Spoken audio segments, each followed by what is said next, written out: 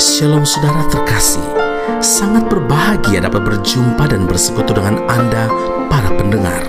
Hakim-Hakim 11 ayat 27.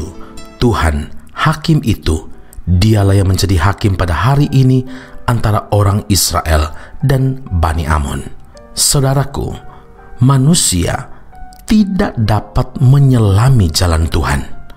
Yesaya 55 ayat 8 berkata, sebab rancanganku bukanlah rancanganmu, dan jalanmu bukanlah jalanku. Demikianlah firman Tuhan. Menjadi orang yang tertolak dan terbuang seperti Yefta bukan berarti tidak punya masa depan, bukan berarti tidak punya kehidupan yang baik dan kehidupan itu akan segera berakhir. Ketika bangsa Israel menghadapi masalah berat berperang melawan Bani Amon dan terancam kalah, sehingga mereka dihinggapi ketakutan yang luar biasa, teringatlah mereka kepada Yefta. Para tua-tua Gilead pun sepakat meminta Yefta pulang dan berharap dapat turut berjuang membela bangsanya. Bahkan mereka bersehati mengangkat Yefta sebagai pemimpin. Mengapa demikian? Karena mereka telah mendengar kehebatan Yefta di tanah Tob. Kata Yefta, bukankah kamu sendiri membenci aku dan mengusir aku dari keluargaku? Mengapa kamu datang sekarang kepadaku pada waktu kamu terdesak?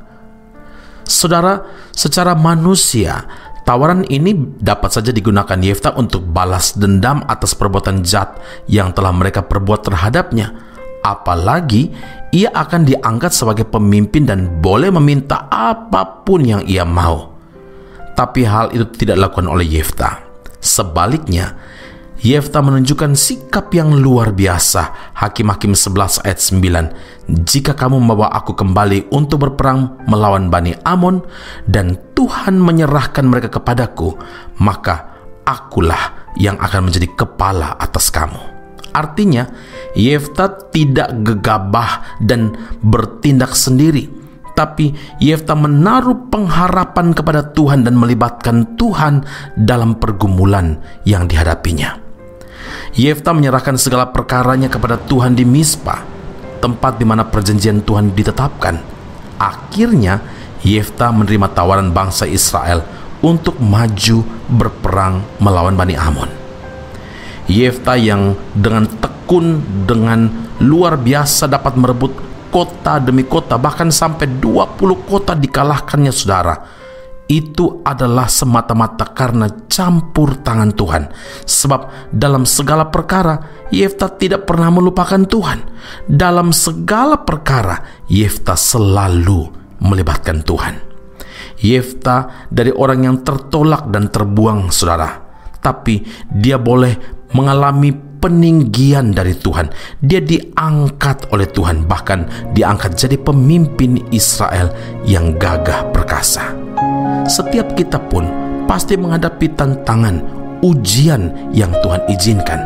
Tapi percayalah, ketaatan kita kepada Tuhan, kesetiaan kita, kebergantungan kita kepada Tuhan menentukan bagaimana Tuhan menolong kita, bagaimana Tuhan akan mengangkat kita dan membawa kita menjadi lebih dari pemenang. Amin. Mari kita berdoa. Bapa di sorga, terima kasih Tuhan Yesus.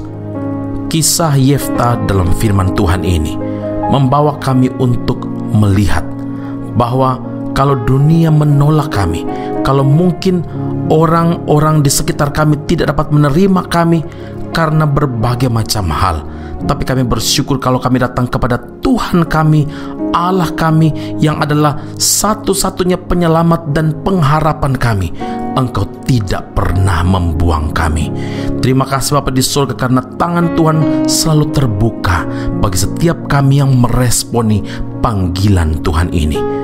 Terima kasih Tuhan, di dalam Tuhan ada perlindungan, di dalam Tuhan ada ketenangan, ada sukacita, ada damai sejahtera, ada rancangan-rancangan indah yang Engkau siapkan.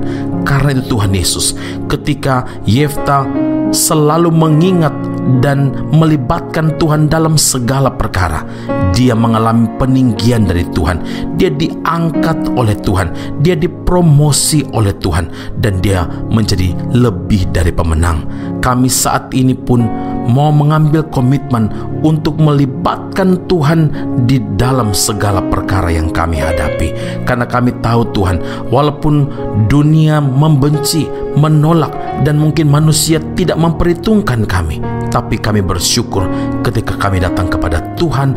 Engkau memulihkan hati kami, Engkau menerima kami, Engkau menyembuhkan kami, dan kami dilayakkan. Terima kasih Tuhan Yesus untuk perkenanan-Mu ini. Dalam Kristus Yesus Tuhan dan Juru Selamat yang hidup, kami berdoa dan mengucap syukur kepada Bapa di surga. Haleluya.